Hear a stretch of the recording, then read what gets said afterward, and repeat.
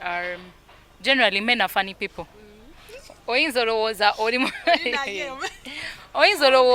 mu you're trying to be sympathetic with the situation ng'alinayo gwaziwa atazimusaba nazimusaba. You were this person afuna ABCDZ from your dad. It's hard, it's complicated.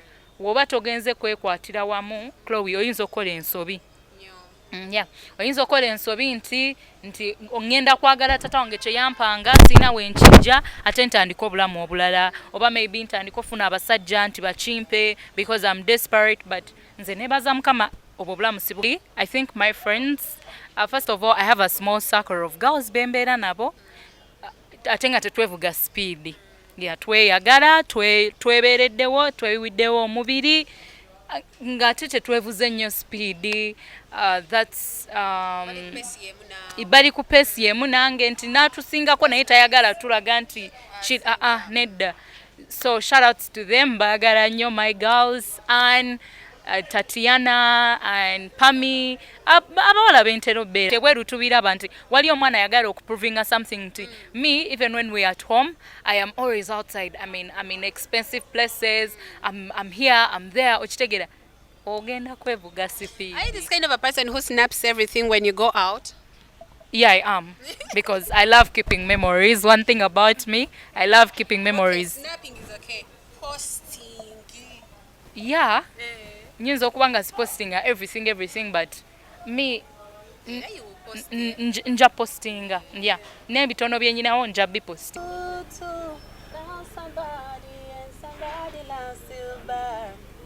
But if it's one-sided now.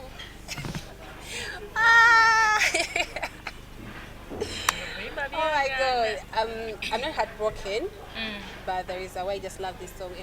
It speaks to so many people. Yeah. Have you ever been in a relationship in a relationship specifically, and you sang a song to your man, something like that? Did you ever have a song together that every time you hear it, like even now, you say, yeah, this used to be our song? Well, I guess I didn't have that moment. Yeah, I really didn't. But I would love to experience. Yeah. You people. Kati we batasebya ebintu byokubagamba obuyimba we nalimbaddeko n'abantu mu relationship nga tulina moments z'ennyimba tugenda sulawo. I feel like it also depends on someone's passion. One thing for sure, if we are in love, me and that person, it's always going to be music. You either have to love any of my songs, on my playlist, and I'm also going to love any on your playlist. So every time we're together, we have to sing those songs. Because about me, it's always going to be music. Meanwhile, I feel like that's why I told you, that's why in the first place, feeling like maybe it also depends on someone's passion. If the person loves music, if the person loves, it's more of the talking. Yeah, I do more of the talking. I check on them. Like, I'm this person that is going to keep calling you, keep jazzing you my day, like, all through. I'm going to do more of the talking, get to know you're doing fine. Yeah. Okay. Waliwo obuntu obwengamba, like when you're in love, ng'oli mu relationship n'oyo omuntu, waliwo ebintu by'ogamba bwe tubeera ffenna twagala nnyo okukola kino. Nze Chibozi. Movie, kuyimba. Chibozi, that's why I'm telling you Chibozi. Just gwe mubeera munyumya. Yeah, tuba tunyumya. We're going to jazz this, twogere kino, endless stories. Endless stories. Do people always have your time to listen to your stories? Yeah. Relating to maybe what I've had before, because right now I'm not having anything, but I was blessed with a listener. And so the person was a listener and I was the one doing more of the talking and the person listen. Okay. Yeah. So you guys, first of all, oluzungu onvuga nnyo, twogedde oluzungu lungi. Eno channel basically twogera ennimi zonna. Simanyi oba omanyi bulungi Oluganda. Yeah, Oluganda ndumanyi bulungi. Yeah. So tugenda kuba tukozesa ennimi z'osinga okutegeera naye nga n'Oluganda tetululese. Okay, oli kusaba bwetyo track nze Gifty Chloe tulina omwana muwala very beautiful woman. I don't know oba sookusituka bana ina asooka abalaga ziri ze bayita nyashi simanyi bwebyamo bye muyita nyashi like kasuku n'omukulu chicken batera ogamba mbu amabina agali awamu. I'm sorry, but it's, I know, it sounds funny, right? Walai, gano ge bayita amabina agali awamu because you don't know what I'm saying here. I don't know if my cameraman right now is okay, but just because Jacob omwana mto anyway. Sabibe, hey, tata. Okay, we're going to talk a lot. Tugenda kwogera ku Obulamu, tugenda kwogera about campus life because when we know Nakuralero, she's at campus. Oba mwayita mutya nze nyinza okubanga omanyi nava dda mu ssomero nyinza okudda mbu mu campus nga byaggwako bye bikyaliko tebikyuka. Okay, tugenda kumanya life yaabwe ye campus right now eyimirira etya ku ssomero obulamu bwaba butambuza batya the hardships and all that stuff. Babeerawo batya ku ssomero balivinga batya obulamu bwe batya bakubidde ku bazadde bakubira ku baani ebintu ebityo munyumya ku mboozi kinga muli mwekkeeyo bazita dormitory oba bazita hotels. Bazita hostels. Olaba wembadde ebintu sikyabitegeera. Ndi muntu mukulu.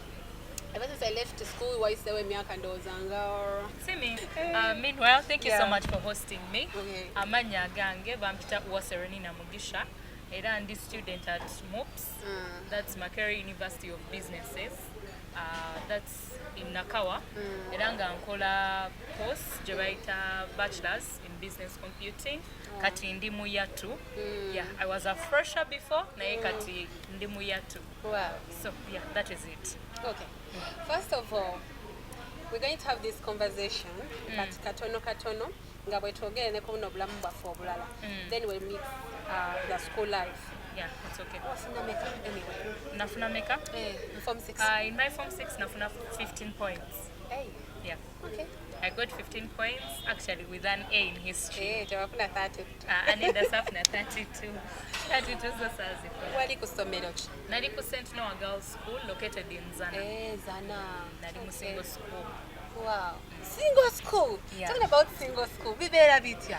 Actually, single school is... Mpulira mbu mubeera mwonooneka nnyo, mwegomba okuexperiencing ko some life ne mutagifuna so ne baleetera eki? Olaba kyansobola okugamba ebyo babyogera as long as it's a single school. Babyogera ne boogera ku ebyo ebintu byonna byonna bye mubeera muwulira but nze nga nze bwe nali ku St. Noah saabiraba era tebyaliyo. Oyina gye walaba mu single schools abawala babeera bakola we bati oba oliawo saagirina actually you behave in a certain way because you don't have this kind of thing. First of all, in my school lyali essomero eritu engaginga nnyo. Omanyi omwana w'omu engaginga nnyo mind ye ebeera engaged so tafuna budde bulowooza ku bintu bitagasa oba bitamuzimba. So fenga mu St. Noah twali nga tutya Katonda ate nga tuli bantu ababeera so engaged mu activities. Abamanyi essomero balimanyi St. Noah is one of the schools that perform so well when it comes to sports. Emizannyo ng'egyo football, netball, basketball ebyo byonna. So twabeeranga busy mu bitabo ne games n'ebyo byonna nga tebituwa room okulowooza ebintu ebitali birungi. Really? That's nice. Okay, nalina long time waliwo abakwano bange abasomera ku masomero ga single schools nga Lizzie ne Mariam eyo ku liri eyo engulu actually oba bayita batya bikoze bitya girls naye nga baŋŋamba experience gye basinga okulabayo like abaana abawala babeeremu ago amasomero nga muli mwekka nga temuli balinzi and all that stuff so ddala temubehavinga bulungi babeera tebalina bulungi mpisa nnyo kubajjuke baba bawala bokaboka naye ababalezi babeeramu nga mulimu ab'ekibuli abaana olwesi batyatyamuko you know and that so then n'okubeera nga buli ssaawa mubeera muyomba nze simanyi oba nyinza okuba nga I got the best experience ever kubanga nange A-level that's when again I'm single school. Nali mu mixed school before in my O level. That's Hilton High School Mukono. So nendio kan joining us no am A level yange, but I didn't regret.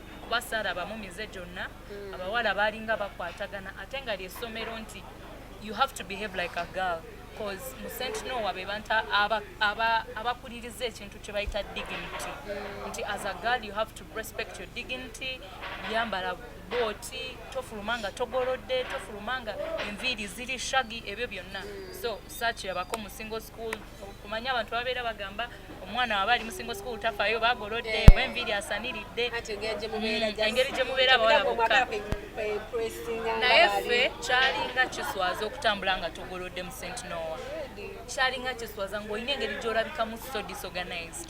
So ebyo saabiraba sijja kulimba. Okay, that's a good one. So I'm going to finish experience here right now. Ngogenze campus. Life ejabatya you to get at school. Actually, Obulamu ngoli campus right now. Life eyebera batya. How do you plan to go to school? Did you choose for your course or did your parents choose that for you? Olaba ngera omanyi buli omu aba alina ebintu by'abayagala okukola. As long as you're done with Form 6. Era kastomala otuula n'otandika okulowooza nti kati zino ze course zenjagala okukola. N'oteekako Makerere kuwa options za course nga 4 oba 5 gwez'owulira oyagala nti in case kino kiganye nsobola okukola kino era nsobola okukola kino nsobola okukola ne kino. So nze nafulumya course, nasaba course era zaali ezo 5 nga bwe baali batugamba, era Mukama nampa ekisa nti ezimu kuze nayagala ne bagimpa. So we bagikuwa, of course you have to campus sinyangu ate naye nga gwe kyewasuubira kyolaba nze kye nasuubira actually si kyendaba kubanga nasuubira twabeeranga mu high school nga we are so eager like when am I going to campus nga weesunze when I reach campus tebasoma bitabo kucakala kunyumirwa kula bitabo campuses tebatwala nnyo budde kusoma bitabo because mubasobola okuimpressinga ba lecturers ne ba you know kandala abawala kyensobola okugamba kwekyo Never maxing at your musomye. Nze sibirabyeyo. Really? Sibirabyeyo things like impressing a lecturer okuwa max. Maybe abana babikola bwe tonakizula. Maybe je bali na yenze nganze kyendabye when it comes to Makerere. Makerere is all about your hustle. Oyina kusoma. Makerere kusoma kubanga bo. Wali ku Makerere oli ku Mobs? Afena it's like eringa sister school yen. Yeah, so bali be batu managinga, be batu markinga, things like that. Okay. Yeah. So when it comes to Mobs over Makerere at large, oyina kusoma. Ne we bachambo boyo oyina kusoma. Ezo campus oyina kusoma. Olaba twaine no mindset egamba nti we nafuluma. Jukira tewali agenda kubanga nfuga. Chenjagala chenkola. Naye yes oyine eddembe. Eddembe lyo lyonna nti you do kyoyagala. Naye toyina kwerabira kyakutwala kubanga we weerabira bwoti kiba kabaka weddemu. Kagwamu katyango osobola okubeera nga olina nnyasho yo bwatyo. Kagwamu nsobola okugamba kagwamu kubanga you read so much. You mean you read so much? Yeah, you really have to read. Oyina okusoma ng'ogyeko nange nzeka n'abalala bonna kubanga olaba nze Mobs ebeerayo ne courseworks almost every after 2 weeks. So ne woba oenjoyinga okimanyi nti nyinayo coursework. Bw'omissinga coursework retake ezirumye. Retake bwe zisuuka awo omanyi kati embeera etandise okukaluba. Abasinga okubeera mu mabaala, you know that. Buli wooyita anyway sigenda gamba buli wooyita cause sibeerayo nnyo sitegera nnyo, but I just know abana ba campus bagala nnyo amabaala because I've had friends, I've been to that life before. I've had people like nga bali ku ssomero nga bapatinga kingezaako tegeeza ya. Meanwhile ekyo bakikola musoma muddi mukola ddi kyova olaba bagamba mu impressinga ba lecturers okufuna max. Kati kwekyo kyensobola okugamba abaana ba campus balina engeri gye babalansingamu ekintu kyabwe. It's all about balancing life and books. Kasita omanyi okubalansinga life and books kubanga yes first of all tuli baana bato.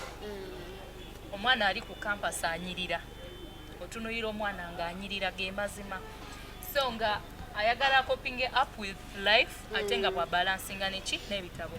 So they do this thing of balancing. Nti if it is books, it is strictly books. Nti bitabo bwe biba bitabo budde bwa bitabo. Nti lwaleero eno wiiki yonna ngenda kusoma kubanga ffe tusoma from Monday to Friday and then weekends are weekends. So osobola okugamba nti nze ngenda kusoma, ngenda kufocusinga ku kitabo kyange okuva ku Monday mpaka ku Lwokutaano. Then if it is a weekend sobola ogenda maybe and I have fun ng'era omuvubuka omuto. Then nemala nenkomawo ate nemanya nti ngenda tandikira wenkya bitabo. Bwe manya nti eno weekend ninayo ebibuuzo, I'm having coursework, sijja genda.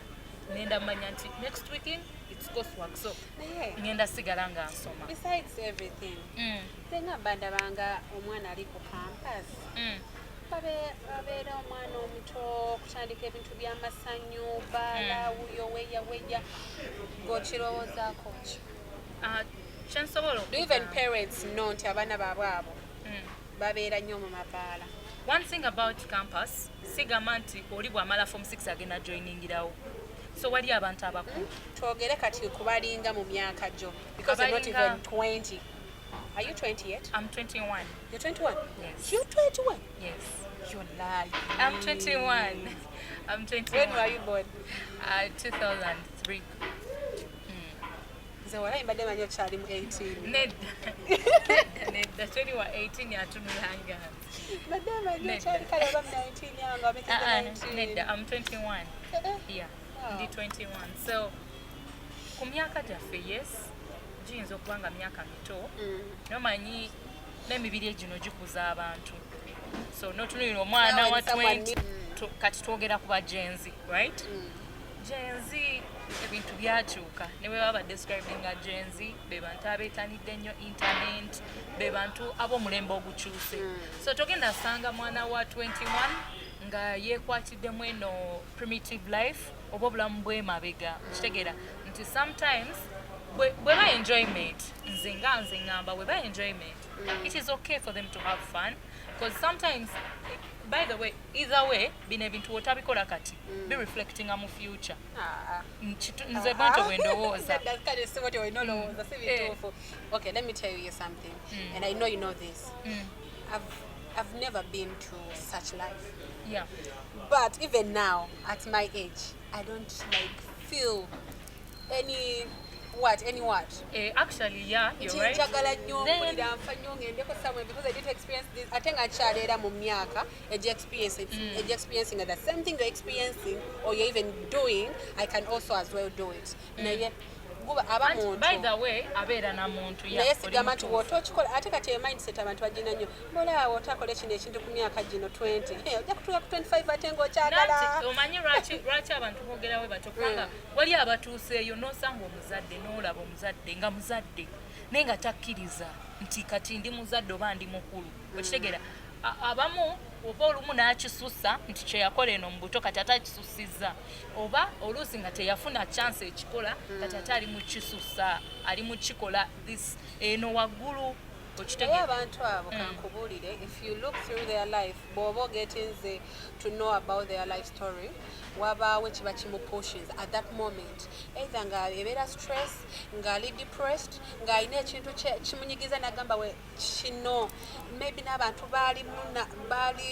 baali nabo at that time nga bamuwa push like oba go ahead okola ekintu kyali mukola nagamba yes nali sikola bwenti naye kati kankikole cause nina okubeera bwenti cause nina okuyita wano nina okuyita mu eno situation because of this nina okugendako mu bbaala oba oli awo abawala nga bagamba nti ogenda mu bbaala gye basanga abasajja abalinamu ku ssente. So if I sit home like Chloe with the whole day of being home sigenda bafuna okitegeera sigenda kubeera ne wiigi kyovola nze nasala enviiri Sinagaba because sigenda genda mu ebyo ebifo by'abaana bye bagenda mu okwetegeera that stuff okitegeera.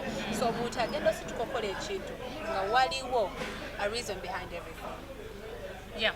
Naye sigamba mbu wanaaba takikoze mu gino emyaka ajja kikolera paka lazima ajja kikola. No. Wabeerawo ensonga. You're right about that. Nakyo nakyo kituufu. Kati gwe obulamu bw'obutambuza otya campus nga gwe nze Meanwhile nze ng'omuntu, first of all ndi muntu ayagala ennyo abantu. Yeah, ndi muntu ayagala ennyo abantu nti I'm an extrovert, nyina emikwano mingi. So engeri gye ntambuzamu obulamu bwange nyina almost omukwano mu buli course eri ku campus nti yeah, kisinzira kyobalaba bagamba nti waliwo abali social yeah, kyobalaba kisinzira nti waliwo introverts ne wabaawo ne ba extroverts. So nze nyina emikwano mingi. I'm a person that has a lot of friends, so I spend most of my time with my friends. Bwemba sibwadde omwaka gwenda okugwako ng'abantu b'obadde nabo mwawukanye nabo emirundi emeka? Omwaka gugenda okuggwako actually simanyi naye mukama blessinze n'emikwano egisitikinze around. God has blessed me n'emikwano egibaddewo batono nnyo bensobola okugamba nti bagenze naye ababaddewo bo babaddewo. Olina abawala bangi nga bakwano sirina abawala bangi nti bakwano bange kubanga nze nyumirwa nnyo okubeera n'emikwano emirenzi tebastressinga. Yeah, boys tebastressinga tebamenya ate baagala genuinely. Abawala baagala nnyo ebintu bya competition, abawala kutambuza kigambo biki ebyo bye sitasobola naye ababaddewo abatono abaliwo webali era babaddewo ate nga bakwagadde genuinely. Okay, it's not like simu bubi nti oba saagala abantu era abantu abamanyi like kateranga gwe you can tell people nti njagala nnyo abantu and I love people that I have around me to be happy. Okitegere naye saagala abantu bangi ate n'abangi mbaagala from a distance naye simusaako yange mbu ate ninoli like me, 2 people are just enough for me. Like emikwano nga siba relatives and all that stuff nga just mukwano they're just like two. Kituufu bambi buli omu ayina engeri apangadde nabo it's been a while. Kituufu buli omu ayina engeri gy'ayagalamu abantu. Era nze kankunyumizeeko like nsisinkanye nnyo obuzibu nze ne generation yaffe bayitha ndowooza sijje nina obbeeramu kozi mpulira ddala nga nze obwongo bwange bwalookingira eri mugira emirembe eri abantu b'ennaku zino mbatyamukoye nti bakyamuka nnyo enkeera tomulaba they come and go ate gobeera kyatandika okumutegeera nga n'ebintu byakyuka abajja ne bagenda ebintu byakyuka nti kati tufunye emikwano nga alina kyakwagalako oli najja nga tali genuine nga alina kyakwagalako. Chloe alina shades ennungi kamu befriending enkya bwenzimusaba azimpe ngenda gendanga yampe ku wiigi kuba egyo emikwano nagyo tugirina ku campus nga weegiri nga ye kyakwagalako kyolina kyakwagalako but woba mbuzibu cause everyone ku campus abeerayo n'olwo olunaku nga bimukutte okitegeera naye waliwo n'omukwano Chloe agenda okwagala nga bw'oli agenda okwagala nti not because akulabye ne upkeep mungi agenda okwagala not because kinaye nga ye agenda kubeera waliwo n'abakwagala just because olabika bulungi olina okubeera mu ssaako ye abo nabo weebali alina parents ennungi alina nyash olina okubeera ku group abo nabo weebali naye nze kati nze ebyo sigendera ku ebyo nze sibitandise kati even when I was in high school mu primary yange bwe batyo we nalindi nze nga wemba tudde naawe ne tunyumya nga tuli mu class when I leave tetwemanyi I don't talk to you n'ekirala Chloe olaba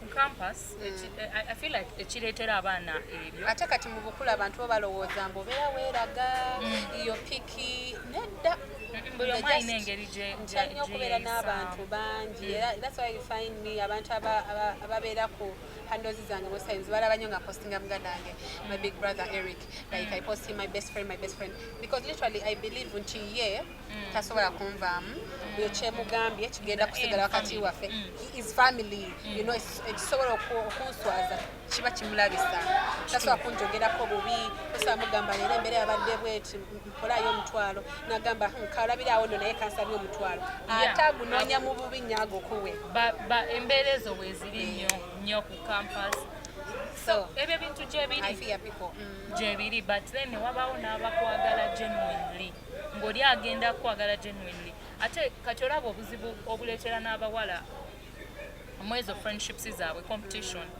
omwala agenda na joining a group and kyebali mukola all they are doing is to compete nti ogenda ku kakinga gwe ogenda sanga group y'abawala campus nga maybe munaye bo beeyiyiza ewantu awalala oba bava mu famire ennungi then ogateeko gwe maybe ng'olina appearance gye bandyagadde okubeera mu group yaabwe naye nga tolina ssente nga nejjova ewammwe teri agenda zikuwa okitegeera ate naawe abashuga daddy ne ba boyfriends maybe abali rich abasobola okusupportinga to look like them nga tebaliiwo then olyoka otandika okompitinga nabo oyagala looks z'abali abawala competition eyo era yo ekozeseza nnyo abaana ensobi ekozeseza nnyo abaana ensobi nti omwana ayagala competing Renina namulabye alese wiigi nange nyina ojjambala Renina akyusizza enjala tomanyi gyazijje Renina has changed her nails after 1 week I have to do that Chloe yataddeko lashes I need to do that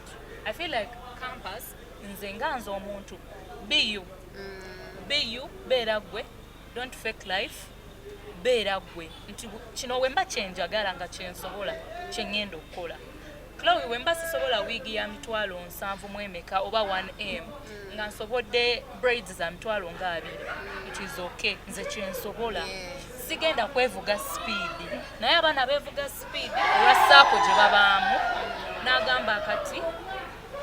n'agamba kati Chloe waba yeeyisiza bw'ati nange ngenda kweyisa bwenti nekibaleetera ate okutomera n'okufuna obuzibu naye bw'obeera gwe n'okkiriza nti this is me and I'm going to be me.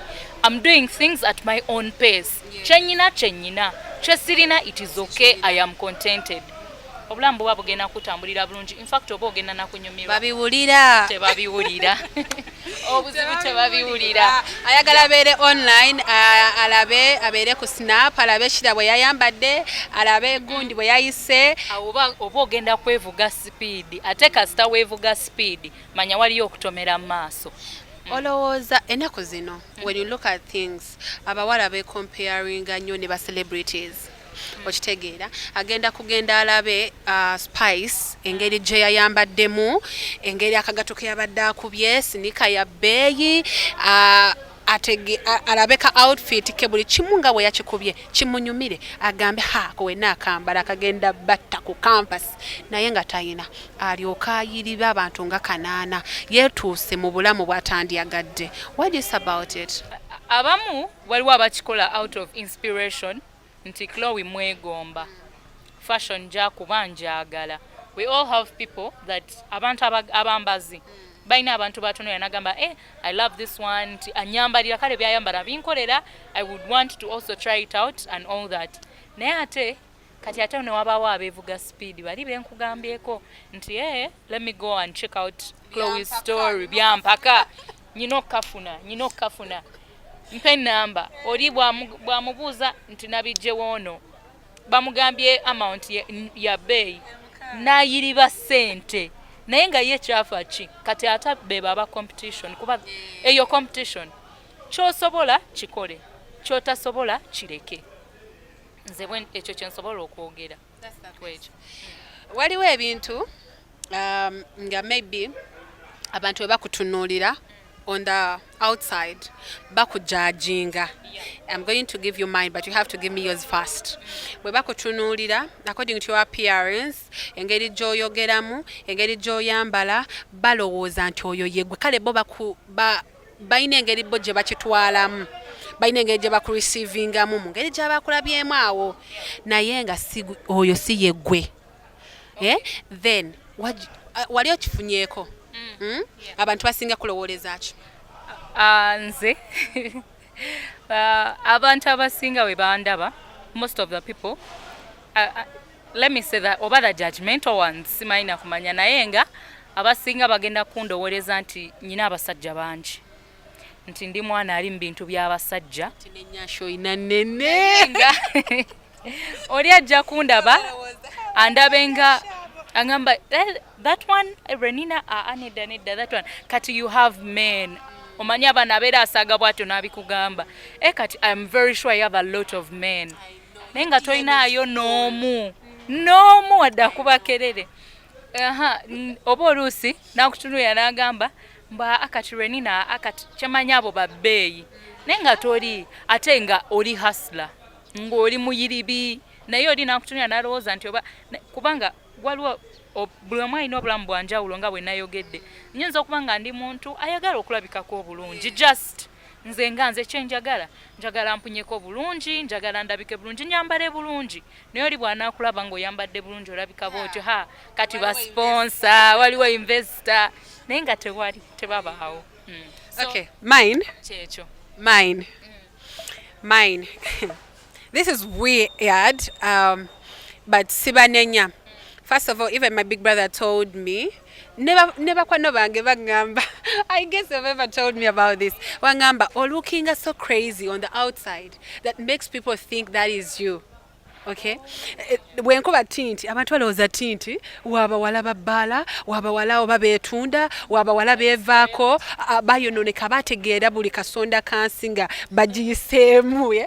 So, yeyo gundi gye bandabiramu. Balowooza, when they see me, bagamba, waliwo ne mukwano gwange one time bantwala ku birthday yange mu 2023. Big brother we najja, ne baŋŋamba bampeeyo omwenge. Namugamba, actually sinze yayoge, yamugamba oyetanywa mwenge. Namugamba, wabula nawe tulekeemu, just ndowooza leero akooye. So webanda balowooza nnyo omwenge, nkoki namugamba tanywa, tasobola, tagezanga nako, ne wano wetutudde tumukasa okujjawo yogola tafuluma waabwe, tafuluma nyumba. Naye omuntu bwandaba ajja alowooza nsiba mu bbaala gyensula, ye muganda wange. It is okay for people to think whatever they want. As long as God managed to because look, this is who I choose to look like. Yeah. This is who I want to be. I don't want to have the black hair all the time. I want to have something different. Maybe I can look with on my head. Sagala tekubera mu wigi nazo zinzo kubanga sitwaza affordinga. Kubera nazi wigi, kubanza wigi zenjagala. Sabeyi ate sina sente. Oba mfuna right now sizina. Kate sigenda kweteekamu obulamu tubadde tugamba like obeere mulakijale okokolere yama ekufuukira akabasa okitegeera nti wayingira obulamu bwa lakijale naye bukufuukidde akabasa nedda. So ekyo nange kyobambisi, I don't buy that. Yeah, so nze ndowooza abawala ate abambi abasinga era basinkana obwo obulamu nga naffe bwe tuyogera nti abantu bamutunuulira kwa maybe omuwala ayagala nnyo okwambala olwakuba kati nze si mwambazi wa bimpi nakyo singa naye kyamba nengatako tinti singa biralamu. So abantu bwe basanga abawala nga maybe beyambalidde obuntu waabwe obumpi agenda agamba ako kamalaaya naye oyo omwana ayinza okuba nga kimunyumira kwambala bumpi. Si buli ayambala miniti malaaya, si buli akatinti nti asula mu bbaala, si buli abalina nnyashi Jacob by the end ono agenda situkamu kwasooka alaga abantu nnyashi balowooza ansanga. Owase Renina Mugisha, right? Yes. Right? Yeah. Did I mention the whole stuff well? Owase Renina Mugisha. Mugisha is your father's name or your boyfriend's name? Mugisha is my late dad's name and our family name as well. Yeah. I was forgetting to tell people this one thing, but I didn't want to mention it anyway. But this one here, you see here, very beautiful and intelligent young woman is my daughter. Yeah, proud auntie. She is so humble and a very good girl. That's why I decided to do her with her this interview today, because I knew she could speak to a lot of people of her age. She's very young. I was even surprised when you told me you made 21. Like when? How? Ngasabitegeera Jamaica ngeje myaka naliwa. Nze senga ow'ensonga buli ayagala okujja era babadde basaba namba nga twakatuuka mbagambiddewo sigaba namba ya mwana wange. So you have to come to me nga tonagenda nze manager nze auntie buli kimu oyitamu nze okutuukayo. Okay, so thank you so much for hosting me as well. Akagundi kagenze kati ka interview ka NRG tukyakasabira. Yeah, we were still pushing.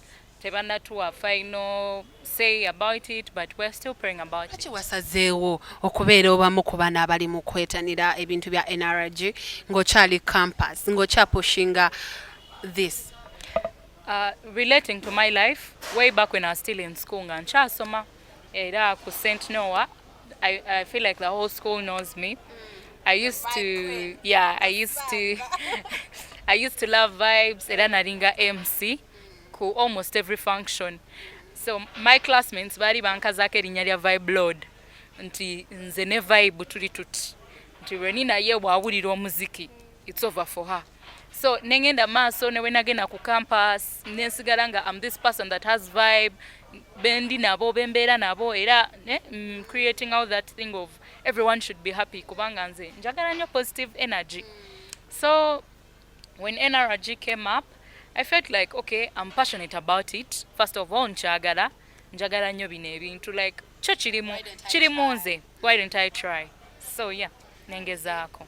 Tukwagaliza birungi byereere wano ku Celebrity Track era nange anti nkwagaliza kisinga because if you join this industry, I mean, we're gonna be just two people in the family, right? Waliwo mulala. Nedda tewali. Inayo vibe lwakuba toyimba ate nga nze nyimba sawa. Okuyimba kyo sikisobola naye ekyokwogera ennyo ekyo nkisobola. Akakwogera okwegakasa. Byanjawulomu. Naye tuyimbemu. Okuyimba ko sijjalimba. Tuyimbemu. Ngambayo oluyimba your favorite song nga lwa Muganda tulabe obandumanyi tuluyimbe babiri. Currently, favorite song yange eri Dawa by Kitaka. Kale, tugenda uyimba Dawa by Kitaka. Okay. Hakuna dawa. Baby, you're the only one. Dawa. Dagada. Hakuna dawa. Tari omwoyo gunnuma. Kati what? Tulekerawo kubanga. Tulekerawo but meanwhile your track gye njagala eya Kitaka currently. I think it's even a new release naye nungi. Ndwagala nnyo bambi. Hakuna dawa. Baby, you're the only dawa. Watoli omwoyo gunnuma. Kale kanka kuyimbire. Misiwa jonna jerezi. Mutwe gunnuma nerese. I wanna know what jewe kwese. Gwevayo jewe kwese. No. Nteka kuchupai. Teka ku sweet medication. Mutima beat non-stop. Ondazo mukwano mungi. Wakuguko okusinga bangi. Somose emiga mingi nga noonya mazzi ne first aid. She did it! Hakuna dawa tukoma. Baby, you're the only dawa. Wait, ate kati rijoli. Okay, there is one thing I don't know how to do and I think I'll never learn how to do it. Dance? I think I can try. I can try dancing. I can try singing. I can try because I'm a whole vibe. So literally, boebera vibe. Yeah, I can just try. Of course, eranga nyimba air. Wemba nyimba air, it is okay. I can. Yeah, I can do it. Keko. Mpozi ne kayimba chakalala. Ongambye Ugandan songs, right? So yeah, Keko maybe nechi. Kayimba chakalala. Luna benkudi. Wabula bambi ndeka. Waliwo luyimba Razawi ne Mudra Olupya baluyita Ntwala. Rakabi, and they are the kind of songs you listen to when Eric. Auntie omanyi Eric yefula nyombo yesu na Uganda ataweza music wabana Uganda, but this one is a nice one. Lulinga olwo lutambula we batyo ate nga zaawe omanya imba bulungi Mudra imba bulungi ndazo mukwano mungi nakuguko kusinga bangi Monse walabaye. You're at campus. I know you've dated, right? Yeah, I have tried. I have actually tried. Yeah, this is a kumanga relationship nyingi, Yeah, but at least the one or two you've tried are enough for an experience. Okay. Have you ever sympathized with that person you're dating because of maybe a certain thing, because of your reasons, because of anything. You feel like this guy, I can't ask anything from him. If he doesn't do it on his own, sigenda chimugamba. I don't ask for this from my guy because my guy feels like, you know. I've never, and I wouldn't want to try. You wouldn't want to sympathize with a guy. Yeah, I wouldn't want to. I wouldn't want to because generally men are funny people. Oyinza olowooza oli mu kuspa, you're trying to be sympathetic with the situation nga alinayo gwaziwa atazimusaba nazimusaba. Wow, very right. Gye bali such men gye bali nga kati gwe understanding girlfriend wooli era kimanyi nti oli understanding kati ng'akwata ziri n'aziwa oli atali then n'akomawo n'akugamba baby I tried but things failed. Nawe n'ogamba it is okay baby, no problem, I am with you. Okay. Kati nze kyeŋŋamba on that anyway, oyinza okuba nga tosaba gayiwo naye ng'aziwa abalala, it's okay, but then be that person nti ne bw'aliba mu myaka gye gyeddi, at least like you're going to be that example gyagenda okuba nga awa abantu agamba naye bambi nina omuwala gwe nasanga naye yali muntu mulungi, yali abeera bwe bati ne bwe bati, gwe toyagala byakwogerako eyo byebimanyi. Nze Mugisha, my era of being nice yagwako kubanga I did and kye nafunamu tekyali kirungi. I was shown shege, I was trashed, I was treated like I was taken for granted. So sikyayagala ge mazima. I lost morale for all that. Yeah, so it's love and money now. Basically not that. Not that okay, because it's love and you support me. If you're not doing that, you're not enough for me. Kuba wenna agamba ate love and money kijja kulabika nga omukwabuzi. Siri mukwabuzi. Singa era ebadde love and money singa nfunye abantu bangi awo mabegako nga nyina mpa kino kyesitakola era kyesirina because I'm a hustler. Like I said, I'm a hustler by the way. I deal with flowers.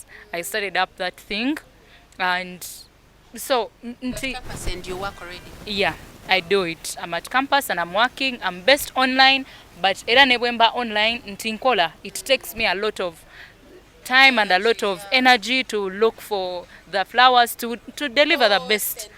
Yeah, so the businesses are online zikalubanya abantu tebachimanyi. Nyo abantu tebachimanyi.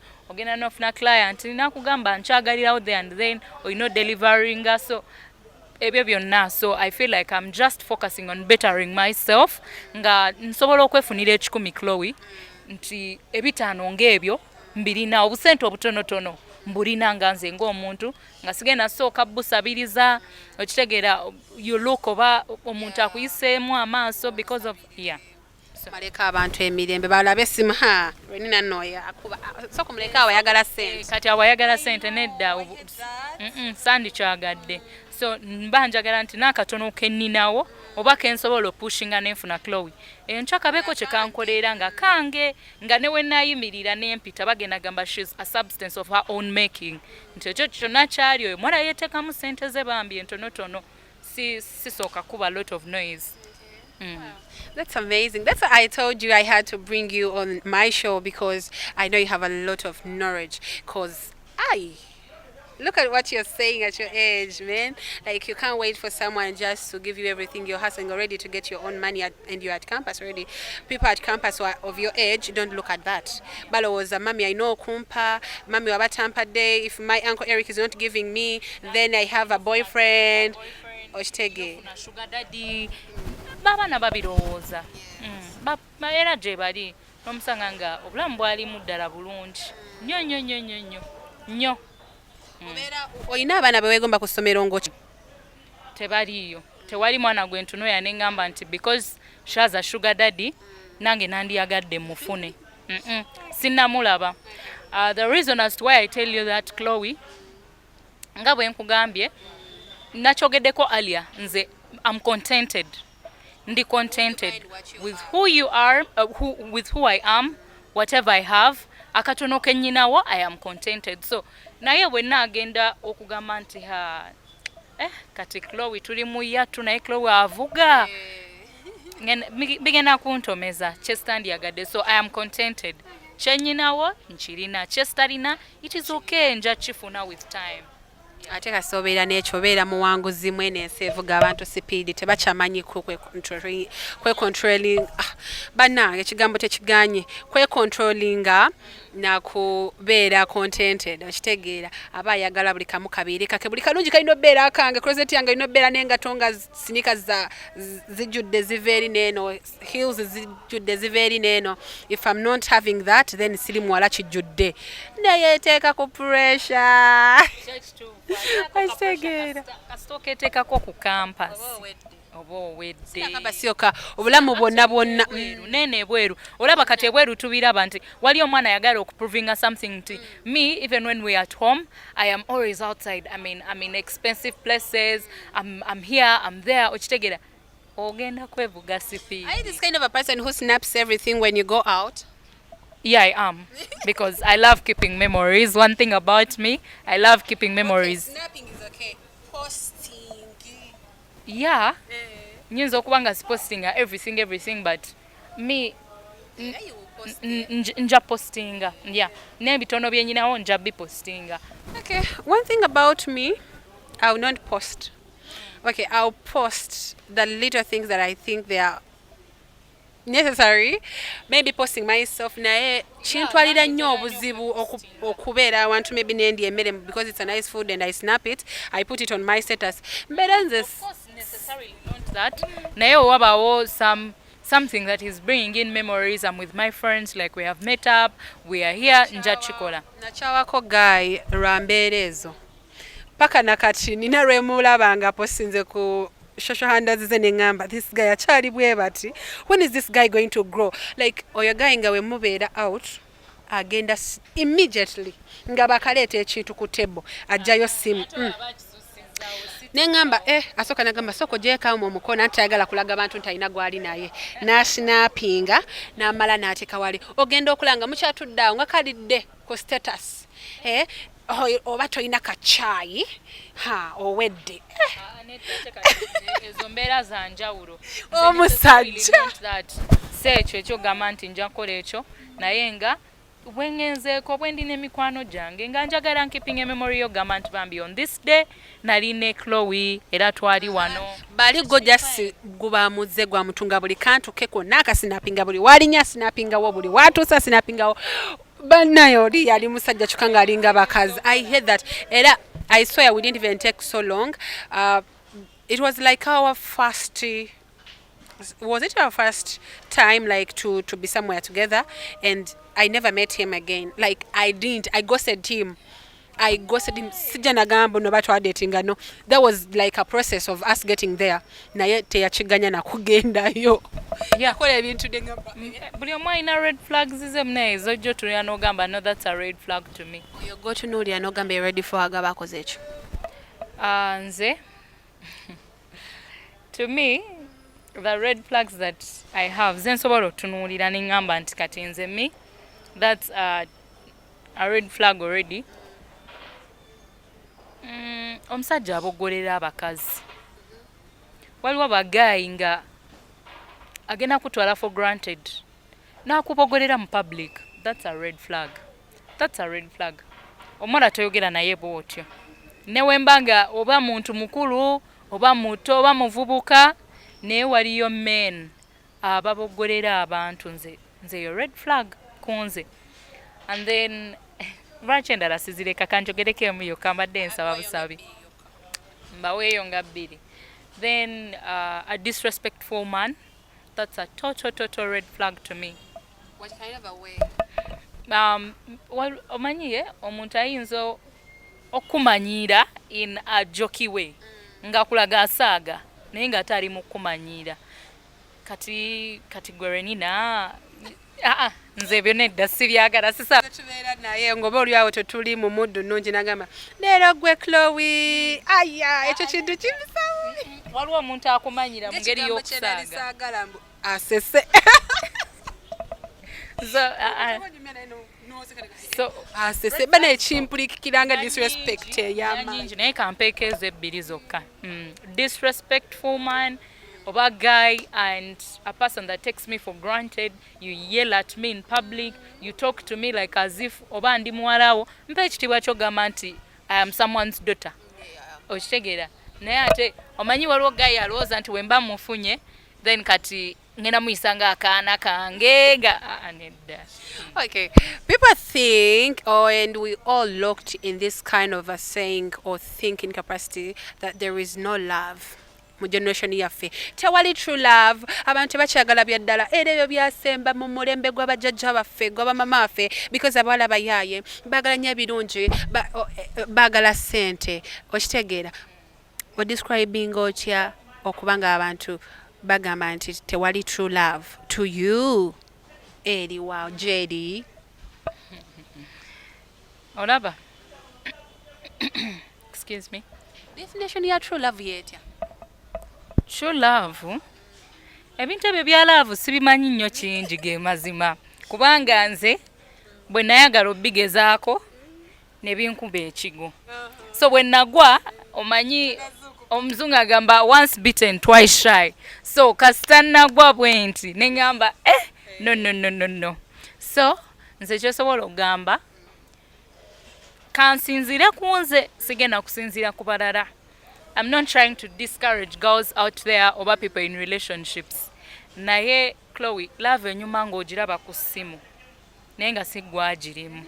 Nze kyendabye ng'ogiraba ku ssimu nti yo scrolling nze n'ogamba wow these guys bano this is my best couple bekola ebintu bye dreaming okola naye nga si gwagirimu bwate gwe bw'ogigezaako ogibeeremu biba birala. Because of the opposite of what you've been saying. Opposite of what you have been dreaming about, kyolowooza okufuna. So nze But also to me to all people abagamba nti there is no true love and all that stuff, I don't think that is the reason or that is true anyway, cause Rachi our generation bantu bangi nnyo oba mulenzi oba muwala beesibidde nnyo ku muntu atamwagala. We are living and forcing ourselves on people that don't feel the same way we feel for them. When I'm to relate, kyekyo kye nayitamuko yanali nkiyiseemu. I've only been in one relationship and it didn't work out. Nembyesonyiwa, moving on, carrying on, nentandika kati obulamu bwange. First kye nasooka okulembeza loving myself. It's now like 2 years over 1 year and something months over like 7 or 8 naye I love myself. Era n'abaliko nange oba ababeera nange basobola okyogera. Nze neeyagala ate I love my siblings, I love my family. Nti kati nasalawo mbeere muntu nnyo afokasinga ku being responsible, bettering myself, creating my own happiness. Neesanyuse gifti ogenda kunsanga ntaddeko endongo wali nga ndi mu kuzina tewali kiriwo, nothing is happening but I'm just happy. I'm happy. So bwe neetambulizamu obwo obulamu nekinkeepinga nti I'm not even bothered. Siri bothered whether I'm having someone or not, it is okay. Kubanga neesiba nnyo ku muntu gift nga kiragira ddala bannange banamwe sibagiraye. Bannaye nze kunze about love, when it comes to love, I think I have a lot of things I can talk about love, but also muyigo okwagala ababagala, muyigo okubeera n'abantu aba respectinga, feel the same way before, like after feeling like this person is feeling the same thing for me. Bw'obolanga tanevuga speed ku level gy'oyagala nawe sooka osale, sooka ogende mpola nti Oba ogwa mukwano, don't forget rule number 5. There is that rule number 5. I think I've seen it on social media. Rule number 5 is where the thing is supposed to be equal. Yagala omuntu akwagala ate nga naawe omwagala. You can't know. You will know when someone loves you. Okay? Osokwanga mutextinga n'omuntu atakwagala, they don't have your time. They even reply after day or days or hours, and this person akwagala ate nga ali online. Okitegeera? Nah. Why? Sibimanyiiko kinene nnyo. mbirabyeko nembirabako negative things byokka, so I wouldn't conclude nti I've been lucky with the love or babichi. And you're still young. I'm still young. I mean, maybe I was over in a hurry to even try it out, but still, I thank God. And even it didn't last for so long, by the way. It was something that lasted for only months, and things didn't work out. Nenchita nemanya nti kati omanyi kati ekyo si kyange for now. Kaneewa obudde kandeke kwevuga speed. Kanfokasinge neeyagale nkole bino noonyeyo akasente kange akatono akatagenda kunfuula so desperate. Okay. What are the things that are your things that people know about you? Like nti oyagala nnyo perfume, oyagala nnyo glasses. Okay, generally I think my friends, first of all, I have a small circle of girls bembeera nabo. Ate nga tetwevuga speed. Yeah, tweyagala, twebeereddewo, twewidewo omubiri, nga ate tetwevuze nnyo speed. That's bali ku pace yemu nange nti natusingako naye tayagala tulaga nti nedda. So shout outs to them, baagala nnyo my girls, and Tatiana and Pami, abawala bentera obeera nabo abo abatono, and then my best sister, of course, naye tetwevuze nnyo speed naye bambi anjuwirawo omubiri nange nemuyiwirawo omubiri. That's Rekshela. So nze ng'omuntu, I think my friends know abamanyiko nga we nagambye. I think bakimanyi nti I love looking good generally. Njagala nnyo kulabika obulungi. And then I unlocked a new thing of I love scents. Njagala nnyo perfumes. Omuntu gwendi naye wano Chloe aina allergies. Ekyo kyo nkimanyi. Aina allergies, si muntu wa strong scents bichi naye nze ndi muntu wa perfumes, ndi muntu ayagala olabika obulungi. Yeah. So I love perfumes. I love dressing okulabika obulungi nti yandabike bulungi bannange kuba gwe mulembe gwe tulimu.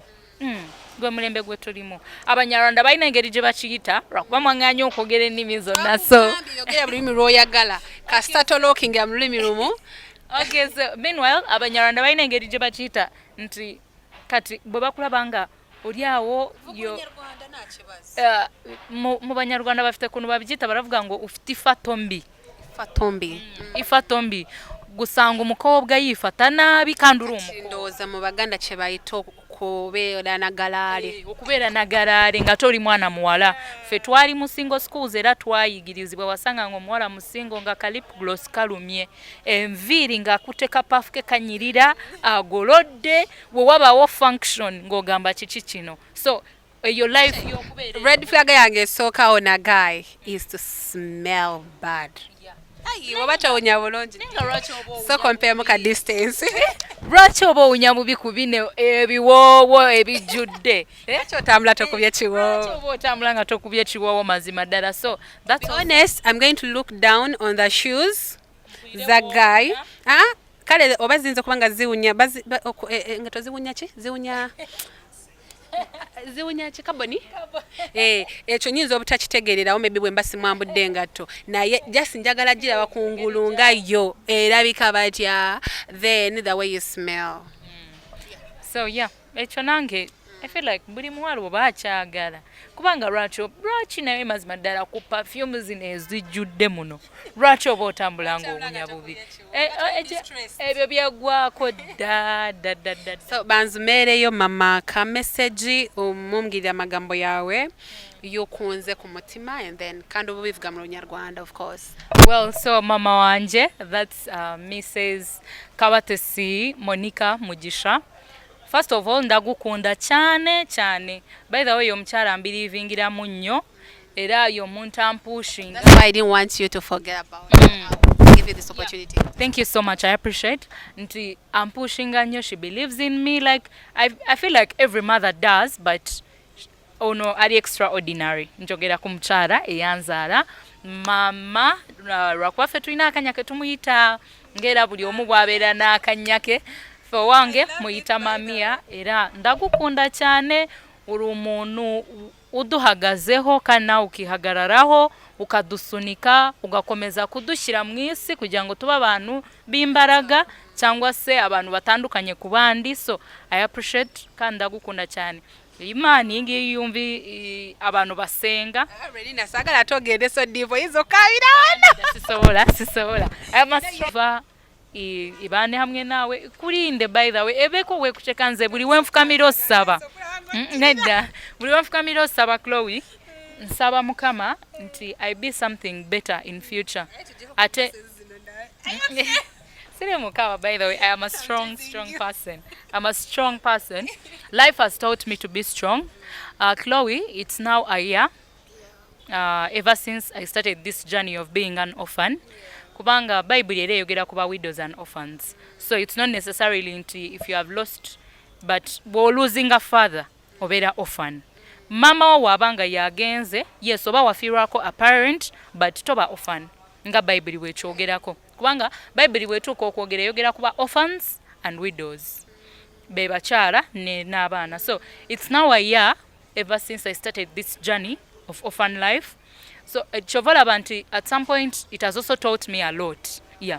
It has also bettered me to be omuntu owenjawulo mukubanga botandika buno obulamu buno sibwe bulamu obwangu. Yeah, sibwangu. Naddala nga you were this person afuna ABCDZ from your dad. It's hard, it's complicated. Woba togenze kwekwatira wamu Chloe oyinza okola ensobi. Yeah, oyinza okola ensobi nti ongenda kwagala tata wange kye yampanga sina wenkijja ate ntandika obulamu obulala oba maybe ntandika ofuna abasajja nti bakimpe because I'm desperate, but nze nebaza mukama obwo bulamu sibugenzeemu. That's why I have always tried so hard. I am a hard-working obitandikira nino kubeera example of am I a bad example? Yeah, no, not really. By the way, otuwadde best example. Kubanga wetuku mu family yaffe family gyenvaamu ne wobanga oyina ky'oyinawo batuyigiriza okuhasolinga. Batukuza nnyo nga batulaga totunuulira bino si bibyo. Fuluma genda mu nsi kola ebibyo. So kinyambyeko okubeera, I don't want to say so much responsible, but I am at some point, even when the unserious life hits in. But regardless, kubanga nyina kyengattako ku baganda bange ate bwe ntunulira ne basenga bange kati ng'ono ne ŋŋamba bambi engeri gye bapushingamu obulamu nange omanyi kampushinge bwentyo. So yeah, ekyo nakyo kinyambyeko. So omukyalo oyo mwagala nnyo. So amazing. I felt like over her, but anyway, that's a good one. A message to Mama and of course Nanya Ndagukunda Chane, my beautiful Ino Monica. We love you so much. Today I was with my daughter, but of course it wasn't supposed to be like a family meeting in your interview. Nenga omanyi twende tunoka isaoko ne tutekamu ku some jazz za family cause nazo mademo ino ziwuyamba nga zibayamba. So what you should be so cry beauty track. My beautiful name is Gifty Chloe. When they are ngambambu, obero gambambu, my beautiful name is Chloe. Wendy. My beautiful name is Chloe, and I love you, Wendy and Walker, Shadia. I love you, my girls, so much, guys. Yeah, very much. Eric, come free at home. Aliamini nikunda mnonga omanyi mu kulutoro tutumira aliamini. Olutoro dosi lumanyi bulungi. Manye ennimi ndowooza nnya zokka. Nze mmanyi. Zokka manye ennimi nnya zokka: Luganda, Luzungu, Lunyankole, Lunyarwanda. Waliwo omuntu gwe njagala okukyazaako mu bbanga eritali lya wala naye muwala, one of the strongest women. Is she a woman like yet? Girls or ladies, I could say young ladies, Mashi Ruzindana. Like, she has a beautiful story. I believe like people can listen to Nebagamba. Wow. Girls that are working so hard for themselves. Like, I just want to work with such people, you know? Yeah. So that girl owns a place in Chisasi. It's a liquor store. She has done a lot of things. She has a boutique. She has like a lot of things she can she does for herself and, you know, to live. Like we've been saying, you have to hustle, not to wait anything or everything from people, to expect men to give you this, to raise you. Nti enyumba enungi njya gisulamu because when I get a man, I'll go to that house. No. Girl, you have to work so hard for yourself before that man comes on your way. And even when he does, stay working, because when you have your own money, that's the best feeling I guess anyone can ever have. It is the best, by the way. Yeah. Naye bw'oba toyagala Mu apartment. So abaana babeera ekisasi ne Nigeria babeera bali mu apartment zaabwe kadde we basaba omutwalo gwala gwa lunch. Ate enjala erumira mu apartment. Enjala erumira mu apartment kubanga obeera eyo nga buli kimu ekiri naye ng'ez'okulya zo ate olowooza zirabika nga zo ziganye naye. So kituufu, I feel like every naye obeerawo otya ng'olindiridde essente za rent, essente z'okulya, ate ng'obulamu bw'olindiramu sina nnyumba ya mitwalo 10 tojja yiiya bukadde. Girls are very strong though, you know. It's so brave of you guys to do mama nze. Yeah. nga bali eyo mu luxurious life naye nga ebafuukidde akabasa. Anyway, be bamanyi. Sigenda kubeera neno motivation speaker. Be bamanyi. I'm my mother's last born. So ebisigadde mwe abamanyi nze siina bato bange. Lwaki nfa n'ensi. Mbabuulirire. Olina ky'oyagala. Okay. So good. Okay. So basically bwe tutyo bwe tulabise olunaku lwaleero ku celebrity track. Until you see me again, just do one thing for sure. Go subscribe, like, comment, do everything. Wagire channel yaffe celebrity track gwe mukutu. Era then bw'obeera oyagala okwegatta ku mboozi zaffe oba we can have you can talk to us in any way. One Gambian Chloe njagala nekibozo kyenjagala okuwaaba abantu abatamanyi obulamu abawala bwe bayitamu bwe balivinga behind the scenes of the beautiful girls betulaba tomanyi we kibeera nze kankikuwa osobola okujja still mu inbox yaffe ku celebrity track genda ku YouTube channel yaffe oteekeyo message yo. I'll of course look for you and inbox you twogeremu